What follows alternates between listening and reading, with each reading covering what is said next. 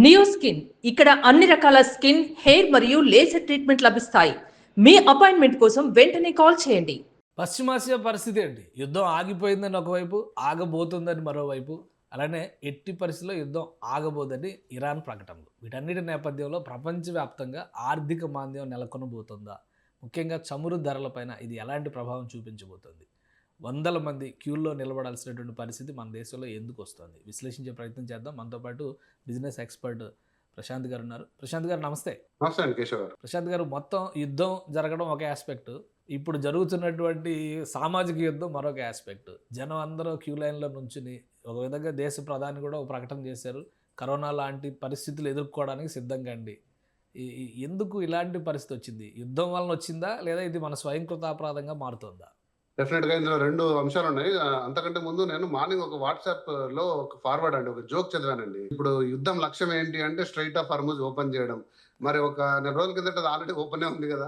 Open ఉండే దాన్ని close చేపించి ఓపెన్ చేయడం అనేది ప్రపంచవ్యాప్తంగా అన్ని దేశాల లక్ష్యం. అమెరికా ముందున్న లక్ష్యం కూడా అదే. కానీ ఇరాన్ దగ్గర ఇంత పెద్ద వెపన్ ఉంది, మా దగ్గర న్యూక్లియర్ వెపన్స్ ఉన్నాయని అమెరికా చెప్పుకుంటుంది. కానీ అన్నిటికి మించిన వెపన్ స్ట్రైట్ ఆఫ్ హార్ముజ్ లాంటి వెపన్ ఉంది అని ఇరాన్, అమెరికా లాంటి దేశం ఎందుకు ఎక్స్పెక్ట్ చేయలేకపోయింది? అలాంటి క్రైసిస్ వస్తే ఇంత పెద్ద యుద్ధంలో ఎలా డీల్ చేయాలని సన్నద్ధం కాకుండా వచ్చేసింది అమెరికా. సో ప్రపంచ దేశాలన్నీ కూడా ఇప్పుడు అదే లక్ష్యం ముందు ఉన్నాయి. సో మనం చూసాం, దాదాపుగా ఫిబ్రవరి 28 అంటే ఈ రోజుకి దాదాపు 25 days 26 days 27 days అయిన యుద్ధంలో ఏం సాధించామంటే గ్లోబల్ ఎనర్జీ క్రైసిస్. సో ముఖ్యంగా మనలాంటి దేశం దాదాపు 60% ఎల్పిజి, 80% ఆయిల్, డీజిల్ లాంటివన్నీ కూడా ఇంపోర్ట్ చేసుకున్న మన దేశం ఒక సైలెంట్ గా దెబ్బతిరిందండి. అంటే నేను చెప్తున్నాను, మనకు తెలియని సంస్థలు, మనకు తెలియని రంగాలు, ఉత్పాదన రంగాలు చాలా మూతపడ్డాయి. అంటే మనకు కనపడేది పెట్రోల్, డీజిల్, ఎల్పిజి. కానీ వీటి ఆధారిత పెట్రోకెమికల్ ఫ్యాక్టరీస్, పెయింట్ కంపెనీస్, తర్వాత రకరకాల ఫర్టిలైజర్స్ అండి. ప్రముఖంగా ఫర్టిలైజర్స్ కూడా చాలా మాత్రం కూడా ప్రొడక్షన్ ఆగిపోయి 28 రోజులుగా వీటి ఇంపాక్ట్ నెక్స్ట్ 2 months లో కనపడబోతున్నది. సో ప్రధానమంత్రి గారు చేసిన ఆ కామెంట్ ఏదైతే ఉందో అది కేవలం 1 dimensions లో నెక్స్ట్ 20 days లో 30 days లో ఆయిల్ నిల్వలు మనకు రాకపోతాయా అన్న కామెంటరీ కాదండి. చాలా రంగాలు కూడా ఈరోజు మూతపడ్డాయి. బ్యూటేన్, ప్రొపేన్ ప్రముఖంగా మనం ఇంపోర్ట్ చేసుకొని పలు రంగాల్లో, పలు మ్యానుఫ్యాక్చరింగ్ రంగాల్లో వాడేటివి అన్ని కూడా డైవర్ట్ చేసి గవర్నమెంట్ కేవలం ఎల్పిజి ప్రొడక్షన్, అది కూడా డొమెస్టిక్ ప్రొడక్షన్ వైపే దాన్ని రౌట్ చేసింది. సో వీటన్నిటితోటి మన యొక్క గ్లోబల్ గా ఇండియాలో మ్యానుఫ్యాక్చరింగ్ ప్రొడక్షన్ అనేది కూడా చాలా పడిపోయింది. దీని రీత్యా వస్తువుల రేట్లు పెరగడము, డిమాండ్ సప్లై వ్యత్యాసము, ఇంపోర్ట్ పై ఎక్కువ ఆధారపడడం లాంటివి జరుగుతాయి. ఇది ఈ రోజున్న పరిస్థితి. ఇదే పరిస్థితి మనకు ఇంకొక 20 days to 30 days వెళ్తే దాదాపుగా పెట్రోల్ లెవెల్ అయిపోయాయి. ఇంకా 9 days to 10 days 11 days ఉన్నాయి. వచ్చిన 2-3 షిప్స్ తోటి ఇంకా ప్రొడక్షన్ చేయాల్సి ఉంటుంది. సో ఇలాంటి పరిస్థితుల్లో ప్రధానమంత్రి నరేంద్ర మోదీ గారు చేసిన కామెంట్ కొంచెం వ్యాలిడే, కానీ బట్ అనవసరంగా చాలా తొందరగా ప్రయాణిక్ బటన్ ప్రెస్ చేశారని చెప్పేసి కూడా అందరూ, అంటే నిన్న నేను petrol and diesel dealers association వారి సభ్యులతో కూడా మాట్లాడుతున్నాను. వాళ్ళకి ఎటువంటి కూడా సంకేతాలు లేవు. అంటే ప్రపంచ దేశాల నుంచి వాళ్ళకు మన ప్రభుత్వం కాకుండా సంకేతాలు వస్తాయి. అంటే ప్రొడక్షన్ ఎలా ఉంది, ప్రొడక్షన్ లైన్ ఎల్లో ఉందా, గ్రీన్ ఉందా, రెడ్ ఉందా అంటే ఇప్పుడు కూడా వాళ్ళకి గ్రీన్ లోనే ఉందండి.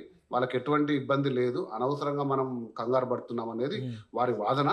బట్ మీరు అంటున్నట్టు యుద్ధం ఎటువైపు వెళ్తుంది అంటే ఎవరి వర్షన్ వాళ్ళకు ఉంది. అమెరికా వర్షన్ తోటి ఇరాన్ ఏకీభవించట్లేదు. ఒక పక్క పాకిస్తాన్ లాంటి దేశం కూడా క్లెయిమ్ చేసుకుంటుంది, మేము దీన్ని దౌత్యం చేస్తున్నాము, మా వల్ల ఇరాన్ అమెరికా చర్చలు జరుగుతున్నాయని. ఒక పక్క ఒమాన్ చేస్తుందని ఒక చర్చలు జరుగుతుంది. సో ఏదేమైనా కూడా లక్ష్యం ఏంటంటే స్ట్రైట్ ఆఫ్ హార్ముజ్ ఓపెన్ చేయడం లాంటి ఒక లక్ష్యాన్ని పెట్టుకొని ముందుకు వెళ్తున్నారు. కొంచెం పాజిటివ్ టోన్ కనపడుతుంది. మరి చూద్దాం, అంటే ఎలా ఉంటుంది అనేది మనం చెప్పలేము. అమెరికా 5 days బ్రేక్ చెప్పింది. ఇరాన్, ఇజ్రాయెల్ మాత్రం కొట్లాట కొనసాగిస్తూనే ఉన్నాయి.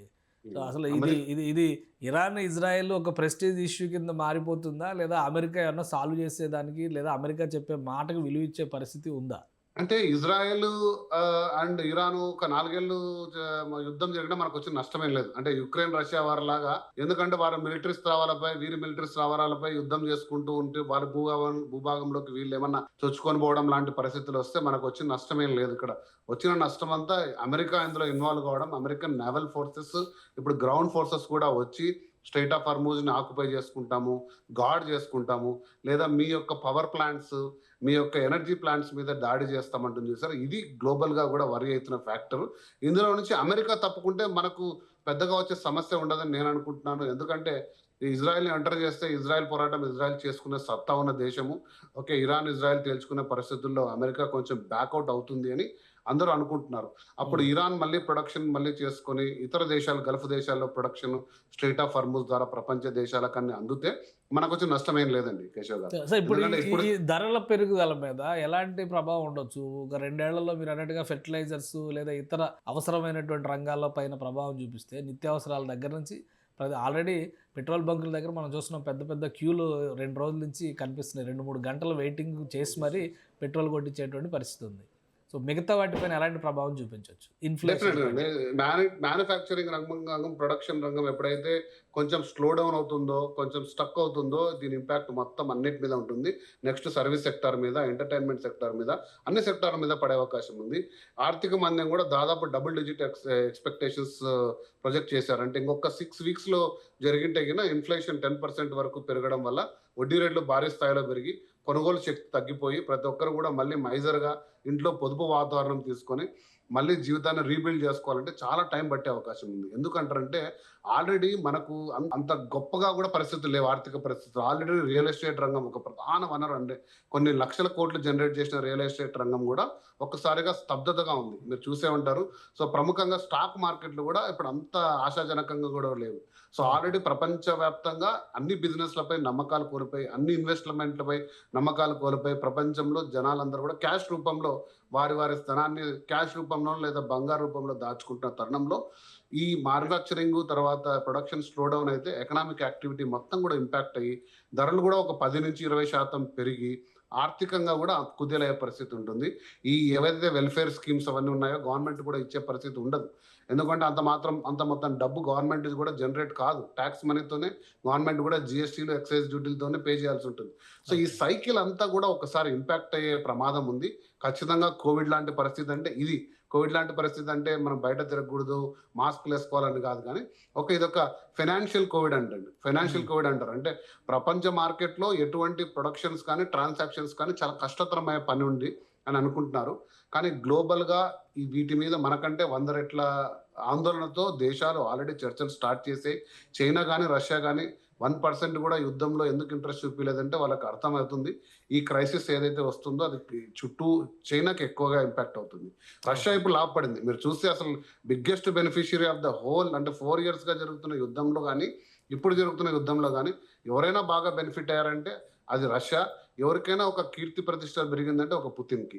సో అది ప్రపంచవ్యాప్తంగా రష్యా అనేది మంచి పొజిషన్లో ఉంది, కానీ ఇతర దేశాలన్నీ కూడా వర్రీగా ఉన్నాయి.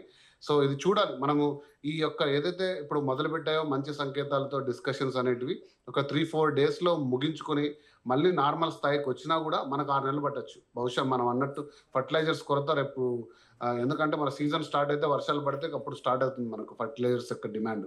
ఇప్పుడు ఆ ఎండాకాలంలో కాబట్టి అంత డిమాండ్ కనబడట్లేదు.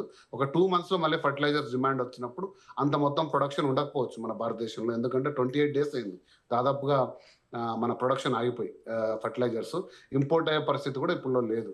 సో కాబట్టి చూడాలండి కేశవ్ గారు, ఇది మొత్తం కూడా ఒక వలయం అన్నమాట. ఇదంతా ఒకదానితో ఒకటి మనకు కనపడకుండా లింక్ అయిన వలయం. ఇది ఒక చోట బ్రేక్ అయినా కూడా మొత్తం పరిస్థితులన్నీ కూడా దాదాపుగా కిందికి తీసుకొచ్చే పరిస్థితి ఉండబోతుందని నా అంచనా. రైట్. థ్యాంక్ యూ ప్రశాంత్ గారు విశ్లేషణ అందించినందుకు. ఇది ఇరాన్ యుద్ధం తీసుకొచ్చినటువంటి కష్టం. ఇది ఒక సర్కిల్ మొత్తం కూడా ఫైనాన్షియల్ సెక్టర్ దెబ్బతినే పరిస్థితి, ఆర్థిక ఎమర్జెన్సీ లేదా ఫైనాన్షియల్ కరోనా అనాల్సినటువంటి వాతావరణం ఇప్పుడు ప్రపంచవ్యాప్తంగా నెలకొని ఉంటుంది. రాబోయేటువంటి 2 నెలలు మరింత అప్రమత్తంగా ఉండాలి, ఖర్చుల్ని అదుపు చేసుకోవాలి, పొదుపు పైన జాగ్రత్త పాటించాల్సిన అవసరం ఉందని ప్రశాంత్ గారు సజెస్ట్ చేస్తున్నారు. ఇది స్పెషల్ డిస్కషన్. Keep watching.